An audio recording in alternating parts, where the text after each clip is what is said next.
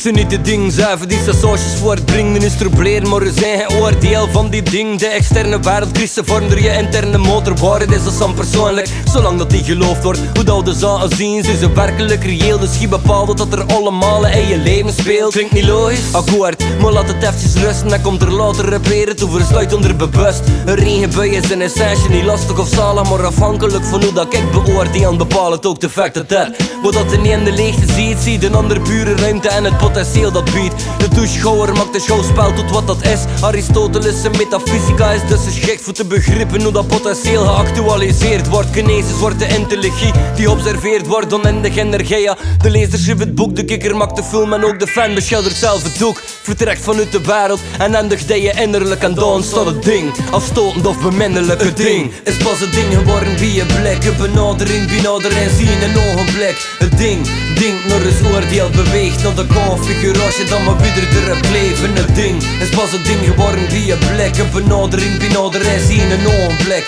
Het ding naar eens oordeel beweegt naar de configuratie dan maar weer erop kleven. Het ding is pas op ieder zin of oude born. De chaos krijgt pas bij je zijn eigen deelneming vorm. Betekenis is extern, niet onderdeel van de ding. De ding zelf is in betekenisloos, is in de ding niet in meer. Ze worden meer door de interpretatie. Je interactie is bepalend voor de situatie. Hoe dat we omgaan met zaken manifesteren. De realiteit is een verhaal dat we er zelf creëren. Het ding zien we nooit, maar enkel de impressie van de geest en verstand, de gelimiteerde perceptie. En hier is hier een schouwspel verschoon. Het einde zit verweven in beginnelijke vlam en brandende kool. En het begin zit ook in tanden. Het ding is potentieel dat in de hand van een subject leidt tot iets instrumenteel. Het begin zit ook in tanden. Het ding is potentieel dat in de hand van een subject leidt tot iets instrumenteel. Het ding is pas het ding geworden wie je blik. Een benadering en zien in een ogenblik. Het ding naar eens oordeel beweegt naar de configuratie dan maar weer erop kleven. Het ding is pas het ding geworden wie je blik. Een benadering